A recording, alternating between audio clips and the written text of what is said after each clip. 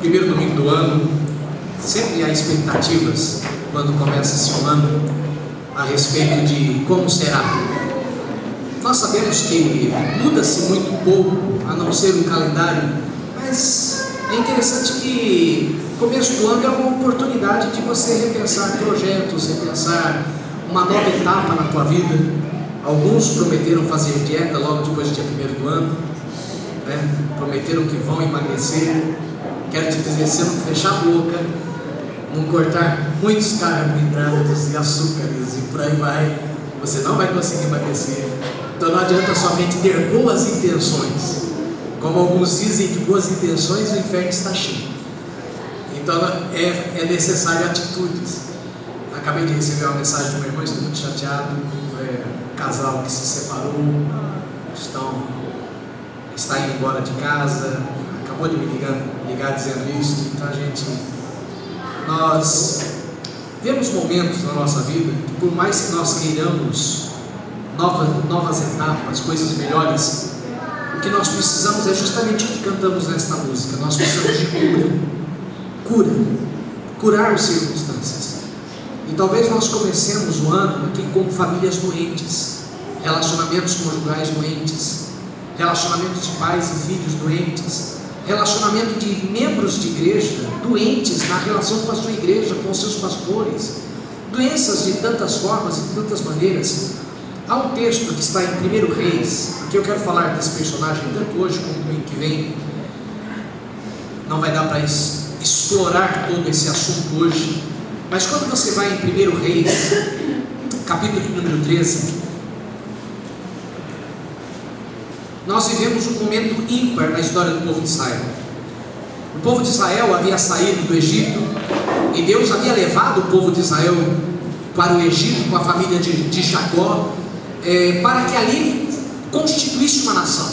E quando o povo sai do cativeiro, eles deixaram de ser meramente uma família de 63 almas para uma nação de 3 milhões, 4 milhões, 5 milhões de pessoas que saem do Egito para tomar posse da terra prometida. Deus havia feito daquela família um povo unido, um povo único, unidos em suas tribos, tentando uni-los em torno da pessoa de Deus, da lei de Deus, dos projetos de Deus para suas existências.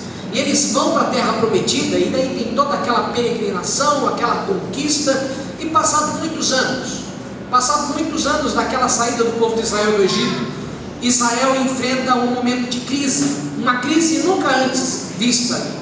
Embora houvesse dificuldades, embaraços, conflitos, a nação de Israel chega num momento de crise tão grande que a nação se divide em duas.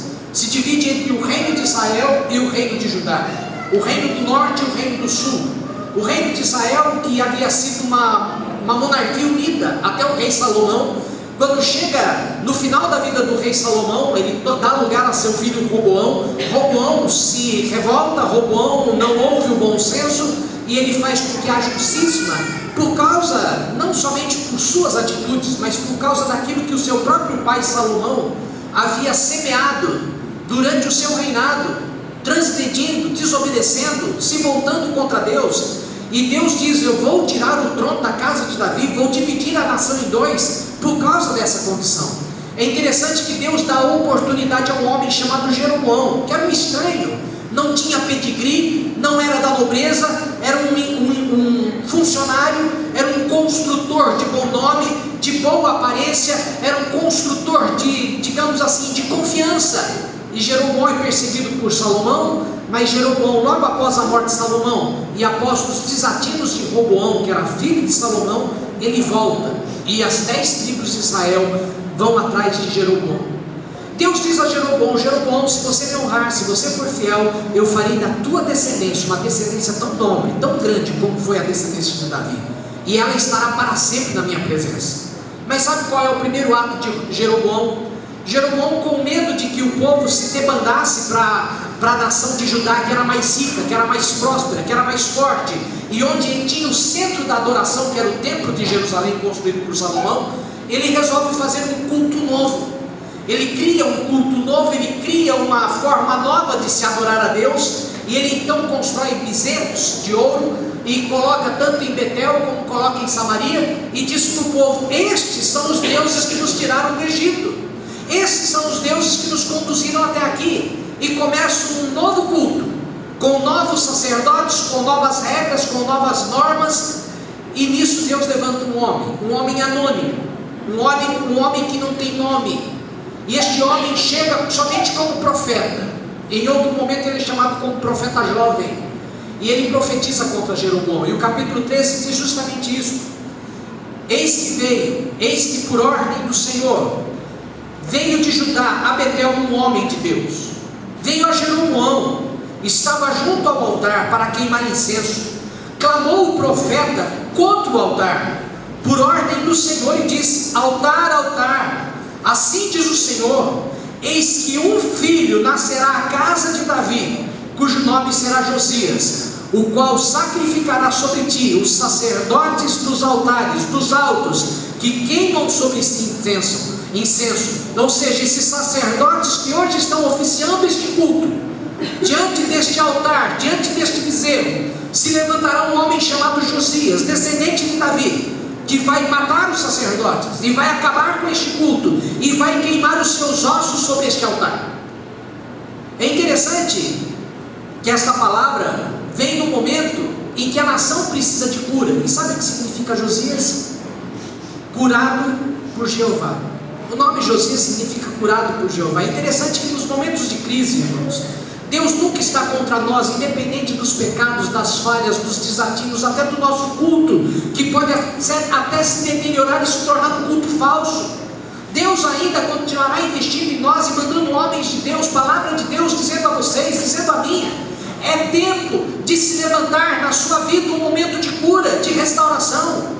E eu quero te dizer, não importa como esteja a tua vida, não importa como esteja o teu casamento, não importa como esteja a tua família, não importa como esteja a tua saúde, não importa como esteja a tua vida espiritual, Deus é o Deus que se levanta neste momento, neste dia, assim como em todos os dias, ao renovar a sua misericórdia, Ele se levanta para trazer cura sobre a tua vida.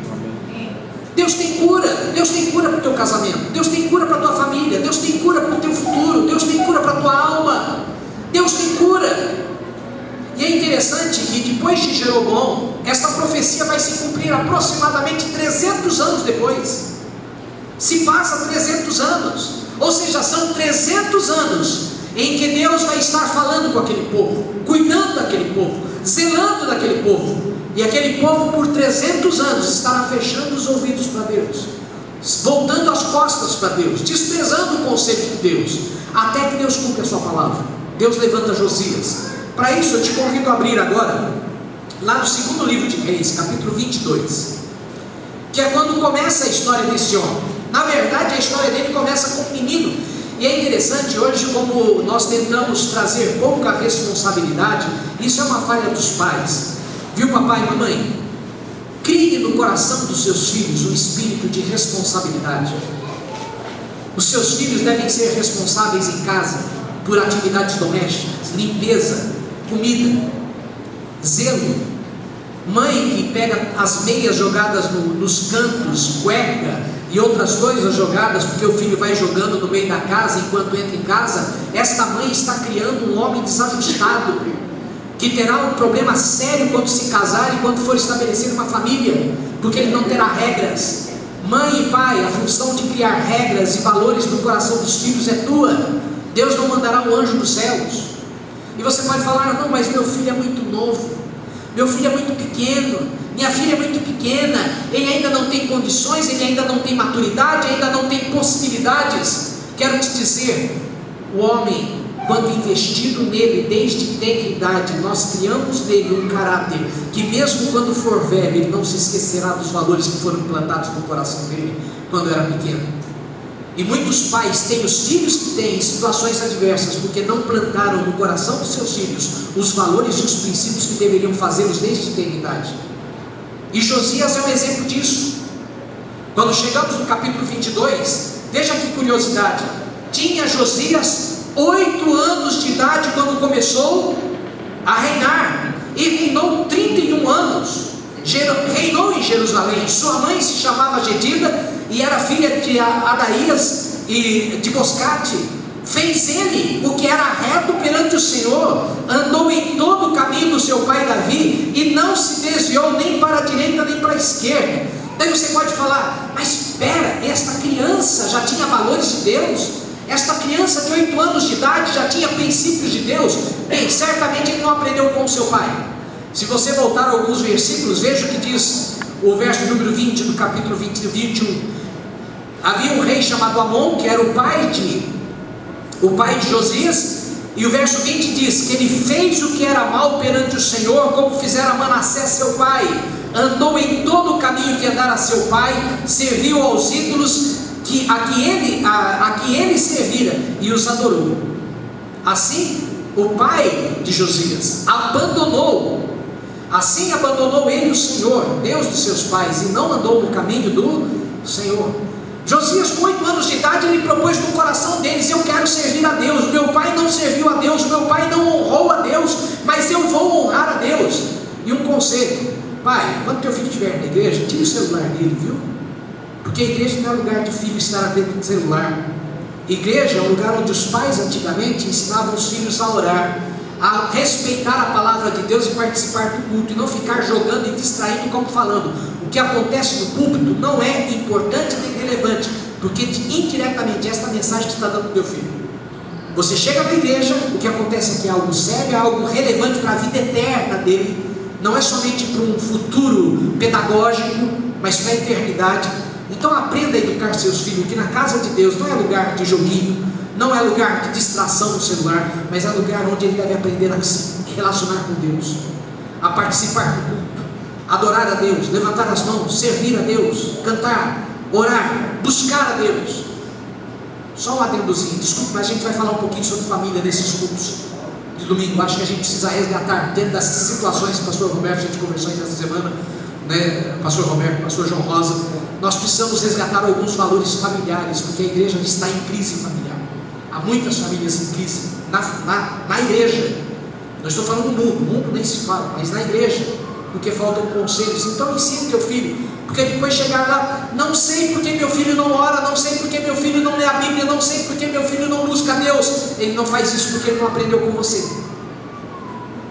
Ele não faz isso porque ele chega na igreja, que é um lugar de ensino, e você diz para o teu filho: filho, chegamos num lugar chato, dá o celular e se distrai aí, porque o que vai acontecer aqui é uma chatice. Então seja cuidadoso, porque você está criando teu filho para qual relação com Deus? Porque depois que ele tiver 16, 17, 18, 20 anos, não adianta você chorar o leite derramado. O pastor falou: pastor, eu não sei o que fazer com meu filho, porque ele não busca as coisas de Deus, ele não ama a Deus, ele não quer saber mais de vir na igreja. Conhece alguma família que tem passado por esse problema? Porque se o pai não valoriza as coisas de Deus, os filhos não valorizarão. Em raras exceções, como um homem como Josias, que com 8 anos de idade diz: meu pai não serviu a Deus, mas eu vou servir a Deus. Então você pode falar: não, mas era uma criança, não sabia o que fazia. Se você for em 2 Crônicas comigo, veja um complemento. 2 Crônicas, capítulo 34. Você vê um complemento nessa atitude de Josias, algo fundamental. Verso de número 3 diz: ele começou a reinar com 8 anos, certo? Agora diz no verso 3: porque é o 8º ano do seu reinado, sendo ainda moço. Se ele começou a reinar com 8 anos, e depois de 8 anos de reinado, quantos anos ele tinha? 16 anos de idade. Sabe o que esse moço fez? Ele assumiu a responsabilidade de marcar a sua presença e marcar a diferença na história de uma nação. Ele mudou a história de uma nação, e começou essa mudança com 16 anos de idade. Não era um homem de 50 anos, vivido, experiente, cheio de diplomacia, mas era um jovem que tinha no seu conceito de relação algo simples: eu vou honrar a Deus, eu vou honrar a Deus que o meu pai não honrou, eu vou honrar a Deus que o meu avô não honrou, eu vou honrar e vou tomar uma posição diante de Deus, e vou fazer o que é necessário para que esta honra de Deus seja revelada na minha vida, na minha casa, na minha nação, para que Deus realize a sua boa vontade sobre nós. E é interessante que diz o seguinte: que com 16 anos de idade começou a buscar o Deus de Davi seu pai, e no 10º ano começou a purificar. No 20º ano do seu reinado, quando ele tinha 28 anos de idade, ele começou a purificar, a Judá e a Jerusalém dos altos dos postes ídolos e das imagens de escultura e de fundição. Ele resolveu fazer algo, porque entenda algo fundamental na vida cristã que muitas vezes nós nos esquecemos, e infelizmente as igrejas de hoje tentam ensinar isso. Sabe o quê? Que você vem na igreja e a igreja vai fazer tudo por você. O pastor vai pôr a mão na tua cabeça, a tua vida vai mudar. Você vai fazer uma campanha abençoada e tua vida vai mudar. As orações da igreja, como se o simples fato de estarmos neste ambiente pudesse mudar a nossa história e influenciar a nossa vida, como se estivéssemos no sol e fôssemos queimados pelo sol, independente daquilo que estivéssemos fazendo, mesmo parado. Josias é um exemplo de que Deus quer fazer cura por meio dele. Deus quer curar aquela nação por meio dele. Mas não é porque ele foi profetizado, não é porque foi profetizado a sua vida, mas é simplesmente porque aquele homem, quando teve a oportunidade, desde jovem, e há jovens em nosso meio que com 16 anos de idade e não sabem hoje nem que profissão conseguir, não sabem o que querem fazer da vida, não sabem o que fazer da vida, e muito menos sabem como servir a Deus. E este moço com 16 anos de idade já sabia bem quem ele era, o que tinha que fazer e o que ele deveria realizar para alcançar o objetivo do seu coração, que era servir a Deus. Por isso que eu acho um absurdo pais que poupam filhos de responsabilidade, filhos com 10, com 12, com 13, com 14, e hoje filhos são irresponsáveis com 25, com 27, com 30 anos de idade, totalmente despreparados para uma vida de adulto, porque são crianças e são imaturos, porque os pais não lhes dão responsabilidade. E quero te dizer, quando você dá responsabilidade do teu filho, você cria um homem de caráter, você cria uma mulher de caráter, de princípios, que aprende que a vida não é fácil, que nada se conquista fácil, que nada vem fácil, mas que tudo que conquistamos é fruto de suor e muito trabalho, muito sacrifício. E se nós não ensinarmos esses valores para os nossos filhos, nós vamos perdê-los no decorrer da nossa história. Alguns brincam, que nós vivemos na época, antigamente, se a Bíblia falava dos filhos que eram como flecha nas mãos do valente. E quando se lança uma flecha, a flecha vai e fica. Hoje alguns educadores dizem que estamos na época da geração dos filhos bumerangue. O filho chega a uma certa idade, o pai joga, passa uns anozinhos, o filho volta. Volta para casa, um filho, com 2, com 3, um casamento, 2, 3 casamentos desfeitos, voltam para a casa do pai. Por quê? Porque não entendem o seu papel. Mas voltando, vá lá em 2 Reis, capítulo 22.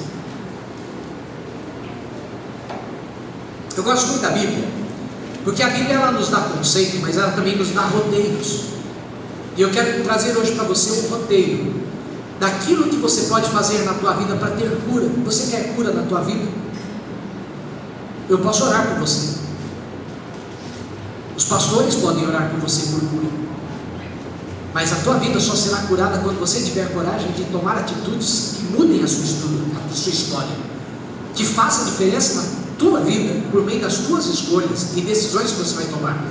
E há um roteiro que Josias começa a seguir aqui, que eu acho fantástico, naquilo que a Bíblia nos manda. Veja o que diz, começando no verso número 3. No 18º, capítulo 22, 2 Reis, verso 3. No 18º ano do seu reinado, o rei Josias mandou o escrivão Safã, filho de Azalias, filho de Mesulão, à casa do Senhor, e dizendo: sobe a Ilquias, o sumo sacerdote, para que conte o dinheiro que trouxe à casa do Senhor, a qual os guardas da porta ajuntaram do povo, que o deem na mão dos que dirigem a obra e tenha seu cargo a casa do Senhor, para que paguem aqueles que fazem a obra que há na casa do Senhor. Obra esta para repararem os estragos na casa do Senhor. Aos carpinteiros, aos edificadores, aos pedreiros, e comprem madeira e pedras lavradas para repararem os estragos da casa. Porém não se podia contar, não se pediu para contar o dinheiro que se lhes entregava nas mãos, porquanto procediam estes homens que administravam o dinheiro com fidelidade. A primeira atitude que Josias, que é aquele que é levantado profeticamente para trazer cura a Israel, ele vai fazer algo fundamental. Ele vai restaurar a casa de Deus. A casa de Deus nesse tempo estava em ruínas, e desde os dias de Manassés, Desde depois da morte de Ezequias, propriamente, que restaurou o templo caiu em desgraça, o templo caiu em desprezo e começou a ser perpetrado, começou a ser dilapidado, começou a ser danificado, porque não era importante, não era mais o centro da adoração. E nisto o povo foi se desviando, foi se distanciando, foi se afastando, e o templo, que deveria ter uma conotação pura e verdadeira, vai perdendo essa conotação. E na verdade, quando você lê lá a inauguração do templo de Salomão, você diz que o templo era o lugar onde o povo deveria buscar a Deus, era um lugar onde o povo deveria estar em comunhão com Deus. E a primeira coisa que ele faz é o que? Eu tenho que restaurar o lugar da minha comunhão com Deus. É impossível nós termos cura na nossa vida, irmãos, se nós não buscarmos restaurar o nosso lugar de comunhão com Deus. Nós temos que restaurar o nosso altar. Nós temos que, a casa de Deus, embora possamos construir um prédio maravilhoso aqui, isto não é casa de Deus. Isto é um lugar onde se reúne o povo de Deus, porque a casa de Deus é possível. Leia lá na primeira carta de Pedro. Pedro ensina bem isso. Você é a casa de Deus, e você tem que começar a restaurar a tua vida. É começo de ano. Você quer ter um ano bom na presença de Deus? Você quer cura de Deus na tua vida nesta nova etapa? Começa a restaurar o teu altar, começa a restaurar a tua vida. Não começa a restaurar a vida da tua esposa, do teu esposo, do teu filho, mas começa a restaurar a tua vida, na tua relação com Deus. Restaura o teu altar na presença de Deus. Como que você vai fazer isso? Criando recursos, dando recursos. É o que ele faz aqui. A casa de Deus precisa de dinheiro. Eu não estou falando de dízimo e ofertas, irmãos. Eu estou falando da tua relação com Deus. Ter uma relação com Deus é caro, não por causa do dinheiro do nosso bolso, mas porque nos custa tempo. Nós temos que abrir mão de lazer, temos que abrir mão de prazer, temos que abrir mão de satisfação pessoal, temos que abrir mão de descanso, temos que abrir mãos de certas coisas que não são pecados, mas nos impedem de alcançar o melhor de Deus. E nós temos que restaurar o altar de Deus, porque é impossível sermos curados sem que a nossa relação com Deus esteja plena, porque a verdadeira cura vem daquele que pode realizar esta cura, que é Jesus Cristo. Ele pode curar a tua alma, mas começa no altar, começa na nossa comunhão com Deus. Comece a ler a Bíblia este ano, ainda está em tempo.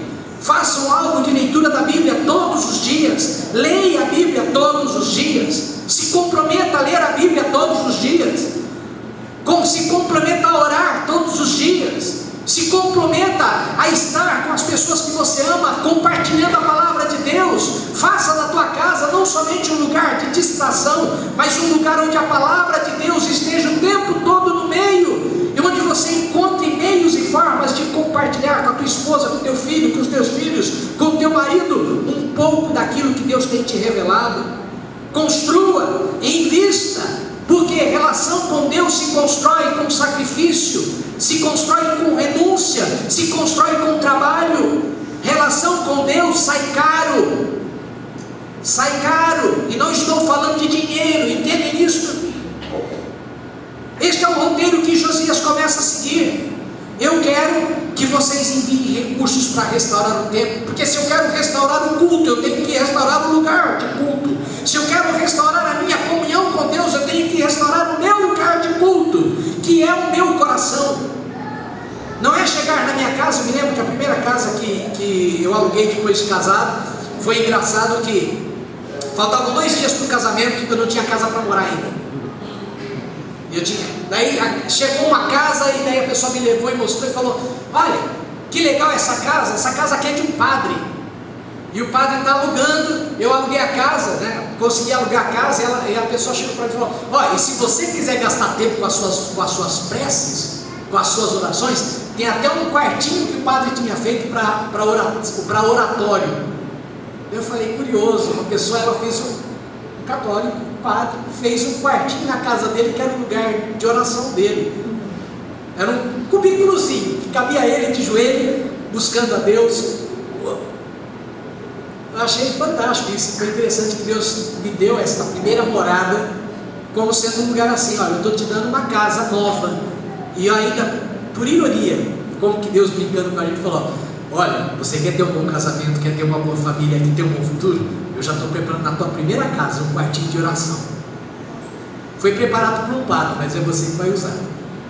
Percebem esses detalhes? Ele fala: cuide da tua relação com Deus, invista. Meus irmãos, você quer ter um futuro melhor, você quer ter um ano melhor, um relacionamento familiar melhor, uma condição profissional melhor, construa uma relação com Deus, porque a tua relação com Deus vai ditar a qualidade da tua vida em todas as áreas, emocional, psíquica, na tua vida familiar, na tua vida conjugal, seja lá qual for. E ele continua dizendo: então disse o sumo sacerdote Ilquias. Eu acho interessante essa expressão que ele usa aqui. Então disse o sumo sacerdote Ilquias ao escrivão Safã: achei o livro da lei na casa do Senhor.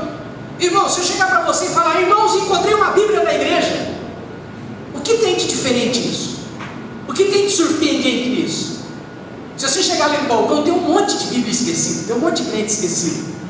Na verdade, eles têm mais Bíblia em casa, então eles já deixam uma reservada na igreja. Daí eles não tem que mostrar quem são, né? Eles vêm, pegam a Bíblia no balcão, assistem o culto, deixam a Bíblia no balcão, vão embora e não tem que mostrar para ninguém que eles têm Bíblia. Alguns anos atrás, sabe como que os crentes eram conhecidos no Rio de Janeiro? Sabe qual era uma alcunha? Eram os Bíblias. Sabiam disso? Era uma gíria no Rio de Janeiro. Sabe por que os crentes eram conhecidos de Bíblia? Porque os crentes, quando iam para a igreja, todos eles levavam debaixo do braço o quê? Uma Bíblia. Hoje ficou mais fácil ter Bíblia no celular, porque você não se denuncia. Eu ainda gosto de carregar a Bíblia. Percebem alguns detalhes que as pessoas vão se desvinculando do seu compromisso com Deus? E aqui diz justamente isso. Qual era o problema? A casa estava em ruínas, e a ruína era tanta na casa de Deus que o livro da lei, que era onde se constituía toda forma de culto, estava perdido, estava no desconhecimento, estava enfiado num canto qualquer daquela casa de Deus. A casa é de Deus, o templo é de Deus, é o lugar de adoração, é onde estavam os sacerdotes, mas o livro da lei estava o quê? Perdido num canto. E sabe o que acontece? A primeira coisa que ele faz é mandar restaurar a casa de Deus. E quando se restaura a casa de Deus, Deus vai te levar a um confronto com a palavra de Deus. Porque se você quer saber mais de Deus, você quer conhecer mais de Deus, a revelação de Deus plena está na pessoa de Cristo, e a revelação plena de Cristo está na palavra dele, na Bíblia. Tanto que ele diz: examinai as Escrituras, porque são elas que testificam de mim. E é interessante que na sequência ele faz o quê? Então o escrivão Safã veio ter com o rei e lhe deu um relatório dizendo: teus servos contaram o dinheiro que se achou na casa, entregaram na mão dos que dirigem a obra, tem a seu cargo a casa do Senhor. Relatou mais o escrivão Safã ao rei dizendo: o sacerdote Ilquias me entregou um livro. E Safã o leu diante do rei. Tendo o rei ouvido as palavras do livro da lei, rasgou as suas vestes. Aquele rei, que ele fez? Mandou restaurar a casa de Deus, teve um encontro com a palavra de Deus e se dispôs a ouvir o que a palavra de Deus tinha a dizer. Isso são atitudes que nós temos que tomar para que nossa vida encontre cura, porque a cura que Josias trouxe para a nação passa por esse processo. Primeiro, restaure o altar. Segundo, traga para a tua vida a palavra de Deus, para que a palavra de Deus te dirija os passos, te dirija os planos para o futuro, porque não há futuro sem a direção de Deus. Quando nós dizemos que somos servos de Deus e somos seguidores de Cristo, traga a palavra de Deus aos seus ouvidos, e quando ela chegar nos teus ouvidos, rasgue as tuas roupas, se humilhe, se coloque na presença de Deus, porque é isso que esse homem Josias faz. E olha o que diz: ordenou o rei a Ilquias, o sacerdote, a Aicã, filho de Safã, a Aquibora, a Micaías, a Safã, o escrivão, e a Asaías, servo do rei, dizendo: ide e consultai ao Senhor por mim, pelo povo e por todo o Judá, acerca das palavras deste livro que se achou, porque grande é o furor do Senhor que se acendeu contra nós, porquanto nossos pais não deram ouvidos às palavras destes livros, para fazerem segundo tudo quanto está escrito. Ou seja, eu restaurei o altar, eu me pus diante da palavra de Deus para ouvi-la, e a partir disso eu vou consultar a Deus, porque eu descobri que quando eu leio a palavra de Deus, a minha vida não está de acordo com os valores de Deus. Já aconteceu isso com você? De você ler a Bíblia e você descobrir que há falhas em você, que há princípios, valores, conceitos, práticas erradas na tua vida? Porque é isso que a palavra de Deus traz sobre nós. Quando você ler a palavra de Deus com o coração sincero, ela vai corrigir a tua vida, ela vai apontar o teu pecado, ela vai apontar a tua falha, ela vai apontar aquilo que está mal na tua vida. E por que está mal? Ele diz o que Deus está falando, porque se a palavra de Deus é séria, se esse Deus é sério, e se Ele disse que isto vai acontecer, nós estamos roubados, porque a punição de Deus vem, as consequências de nossas más escolhas vêm. O que eu posso fazer diante disso? Ele vai consultar a Deus. Restaure o altar, traga a palavra de Deus para a sua vida, se humilhe diante da palavra de Deus e vá consultar a Deus. E é interessante que ele vai consultar a profetisa Hulda, nome estranho, eu acho que não seria uma boa inspiração para dar esse nome para um filho. Verso 14: então o sacerdote Ilquias e toda esta comitiva, eles foram até a profetisa Hulda, mulher de Salum, guarda-roupa, filho de Tiquivá, filho de Ará, e falaram, ela habita na cidade baixa de Jerusalém. Ela lhe disse: assim diz o Senhor, o Deus de Israel, dizei ao homem que vos enviou a mim, assim diz o Senhor, eis que trarei males sobre este lugar e sobre os seus moradores, e sobre a terra, a saber, todas as palavras do livro da lei que leu o rei de Judá. Visto, por que estou falando isto?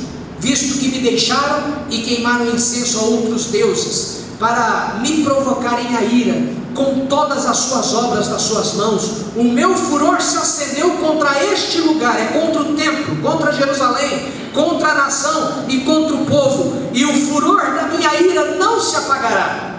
E eu gosto do que diz a atitude dele. Qual foi a atitude de Josias? Vamos lembrar? Primeiro, restaurou o altar. Segundo, trouxe a palavra de Deus para junto de si. Terceiro, o que ele faz? Se humilha diante de Deus e busca a orientação de Deus. Ele vai buscar a palavra de Deus. O que Deus tem a dizer? Eu tenho que saber se isso vai se cumprir na minha vida ou não. O que eu posso fazer para reverter a palavra contrária de Deus de punição, que virá sem dúvida, porque está escrito que Deus não é homem para mentir. E o que ele faz? Ele manda consultar a profetisa. E é interessante que diante dessas três atitudes, basicamente, o que Deus diz para ele? Porém, diga ao rei de Judá, que vos enviou a consultar o Senhor, assim lhes direis, assim diz o Senhor, o Deus de Israel, acerca das palavras que ouviste, porque o teu coração, como que eu restauro o altar? E aqui é importante frisarmos isso. Como que eu restauro o altar? Como que eu trago a palavra de Deus para a minha vida? Como que eu me humilho diante de Deus e vou consultar a Deus? Porque com o teu coração se enterneceu. Houve ternura em acolher a palavra de Deus, houve amor, houve submissão, com amor e respeito àquele que falava. Você se enterneceu e te humilhaste perante o Senhor quando ouviste o que falei contra este lugar e contra os seus moradores, que seriam para assolação e para maldição, e você ainda rasgaste as tuas vestes num ato de humilhação e choraste perante mim. Também eu te ouvi, diz o Senhor.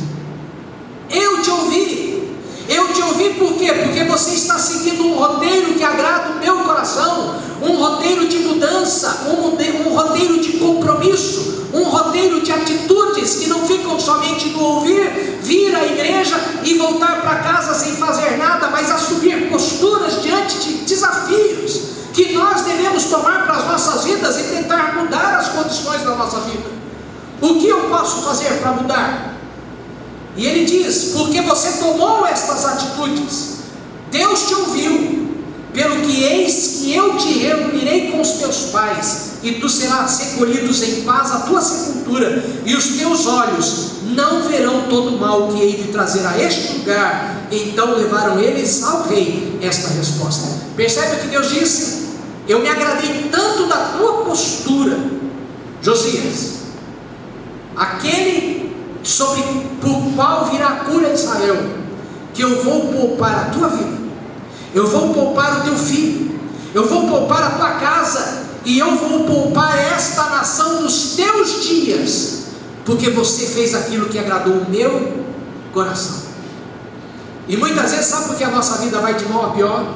Sabe por que nada prospera? Sabe por que nada vai para frente? Sabe por que a nossa vida muitas vezes desmorona?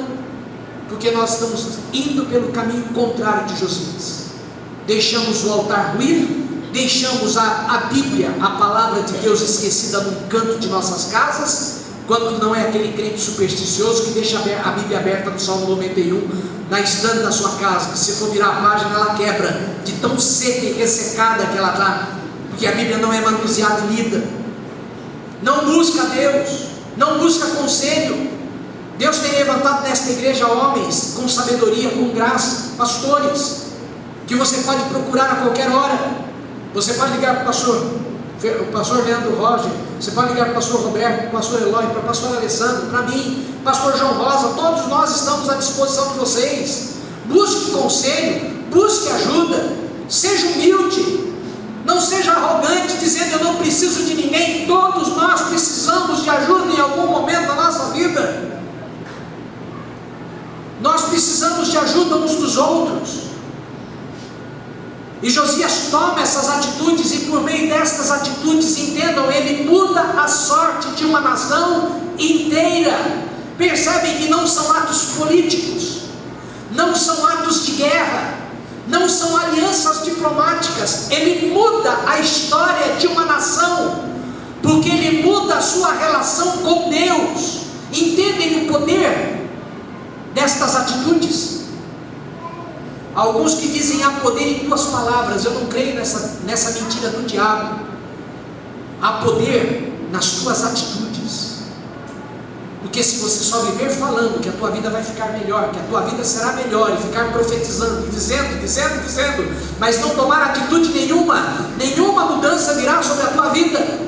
Porque mudança na vida do crente é fruto de atitude, é fruto de compromisso, é fruto de comportamento transformado, é fruto de decisão que tomamos muitas vezes no meio da lágrima, no meio da angústia, no meio da confrontação de Deus. E nós olhamos a confrontação de Deus e entendemos: ou eu mudo ou eu morro, ou eu mudo ou a minha vida acaba, ou eu mudo ou a minha casa desmorona. Josias entende esse papel. E isso é tão agradável ao coração de Deus, que Deus diz: eu vou reverter este quadro. O que eu falei vai acontecer, mas por tua causa não vai acontecer agora. Por tua causa não vai acontecer nos teus dias. Por tua causa não vai acontecer no dia do teu filho. Por tua causa, esta nação vai ser poupada neste momento. No futuro, eles vão fazer novas escolhas. E o que eu gosto de Josias, eu acho fantástico, é que muitas vezes, diante de uma palavra dessa, sabe qual é a reação humana natural? Graças a Deus, estou livre, estou bem, eu consegui o meu objetivo, eu salvei a minha pele, salvei a minha casa, salvei o meu reinado nos meus dias. Mas Josias, ele entende que a partir do momento que ele tem esse encontro, essa mudança de vida, ele pode influenciar muito além do seu tempo, muito além da possibilidade que ele tem ali, e muito além do seu território. E quando você começa a ir um pouquinho adiante, começando no capítulo número 23, você vai descobrindo o quê? Então ele deu ordem, o rei deu ordem a todos os anciãos de Judá e de Jerusalém, e se ajuntaram a ele. O rei subiu à casa do Senhor, e com ele todos os homens de Judá, todos os moradores de Jerusalém. Ele convocou a nação para ir junto dele até a casa do Senhor, a buscar a Deus.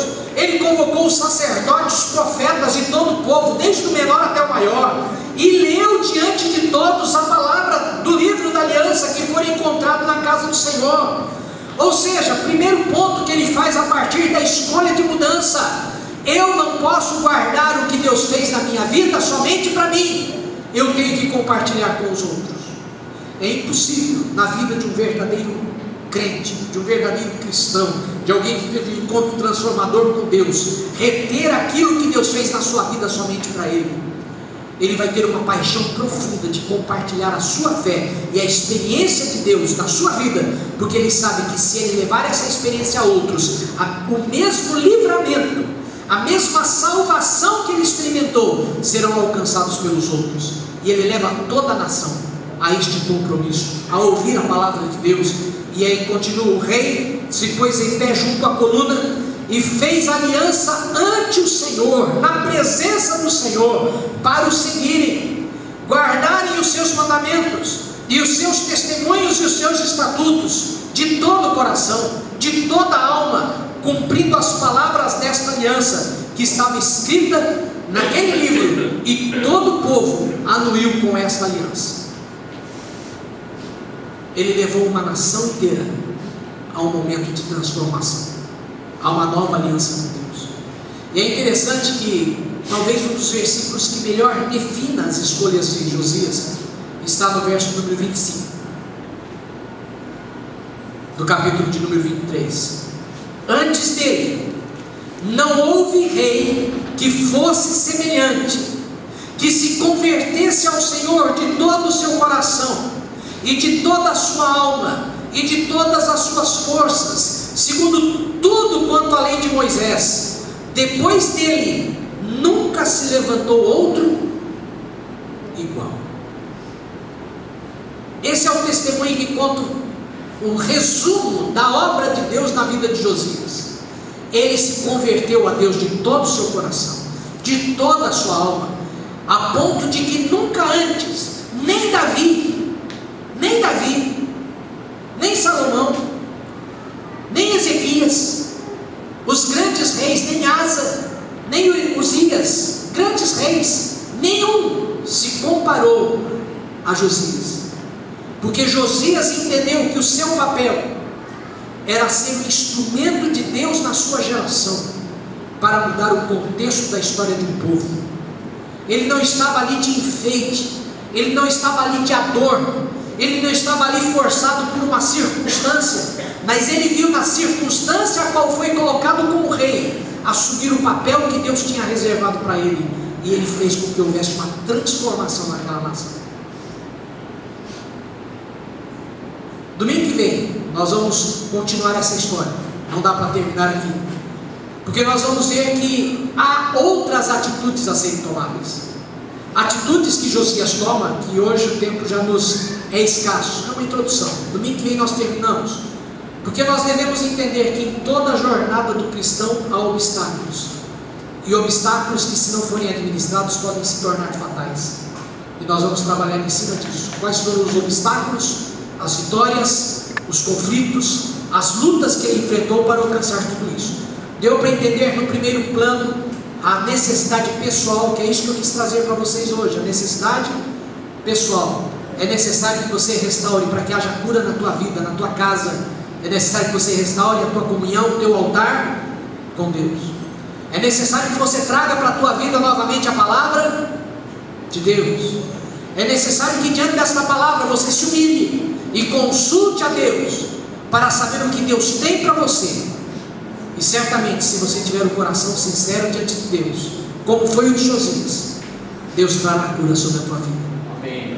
2020 será um ano de cura para o teu casamento, será um ano de cura com a tua relação com os teus filhos, será um ano de cura para a tua casa, será um ano de cura para a tua alma, será um ano de cura para essa depressão que te prende, que te impede de viver, será um ano de transformação, mas será um ano de grandes mudanças, promovidas com a ajuda de Deus, mas atitudes de mudança que serão escolhidas por você fazer, escolhidas por você tomar, e não meramente de atitudes milagrosas que virão dos céus, como se Deus fosse fazer aquilo que está ao teu alcance fazer.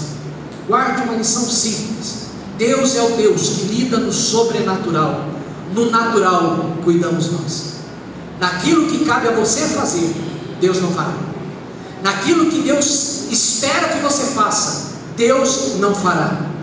mas naquilo que está fora das tuas competências realizar, o impossível, Deus manifestará sua glória, seu poder maravilhoso sobre a tua vida, e salvará e mudará a tua história. Amém? Domingo que vem a gente continua. Vem, isso é a segunda parte. A segunda parte vai ser fundamental também para a tua fé, e que Deus possa abençoar o teu coração. Eu espero muito que 2020 seja um ano de cura para essas famílias que aqui estão, para essas vidas que aqui estão, tanto minha como tua, porque eu também preciso ser curado em áreas da minha vida, eu preciso ser restaurado em áreas da minha vida. Por isso que é um momento propício. Irmãos, estabeleça novas metas. Mais importante do que fazer dieta é você restaurar o teu altar diante de Deus. Sabe o que é interessante na história de Josias? Que assim que ele realiza tudo o que Deus espera dele, ele celebra a Páscoa.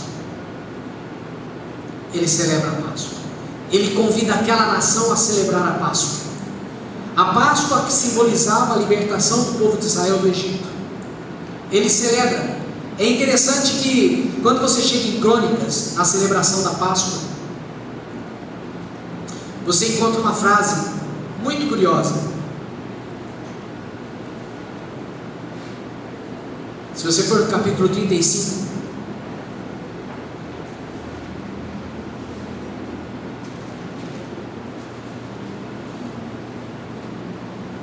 Josias celebrou a Páscoa ao Senhor em Jerusalém, e mataram o cordeiro da Páscoa no 14º dia do primeiro mês.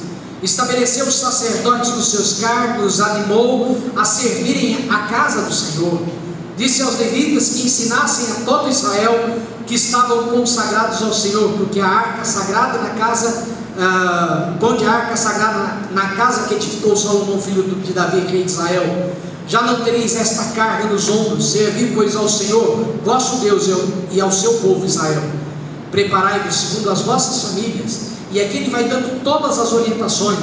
E é interessante que quando você chega no processo, do verso 18 diz: nunca pois se celebrou tal Páscoa em Israel, desde os dias do profeta Samuel, e nenhum dos reis de Israel celebrou tal Páscoa como a que celebrou Josias, com os sacerdotes, levitas e todo Judá e Israel que se achavam ali, e os habitantes de Jerusalém. É como se fosse a visão da obra que Deus já havia feito no Egito. Se perdeu durante todo o tempo, desde Samuel até Judá, até Josias. E aqui ele se levanta dizendo: nós temos que resgatar a nossa comunhão plena com Deus, a nossa aliança plena com Deus. E a aliança plena que temos com Deus é a nossa Páscoa, que é o símbolo da nossa libertação. Josias, ao celebrar a Páscoa, Josias, que é aquele que traz cura, aquele que é curado por Jeová, ele, ao celebrar a Páscoa, ele nos faz remontar para este momento de hoje, que é a ceia. A ceia é a celebração de Cristo, porque Cristo é a nossa Páscoa. Depois de restaurar o altar, de trazer a palavra de Deus para a nossa vida, nos humilharmos e buscarmos a Deus, e recebermos de Deus a orientação do que devemos fazer para mudarmos a nossa sorte, nossa família, nós devemos restaurar a nossa aliança com Deus, porque a cura de Deus passa pela restauração da aliança. E hoje, a ceia do Senhor é o momento que você pode restaurar a tua aliança com Deus. Talvez você tenha terminado este ano passado, de 2019, em pecado. Talvez essa semana tenha sido mesmo depois do dia 1º do ano, de 31 de dezembro, você tenha cometido falhas diante de Deus, e o teu altar ainda está em ruínas. Hoje é o dia de você restaurar o teu altar diante de Deus, porque o sangue de Jesus pode te perdoar de todo o pecado. Amém?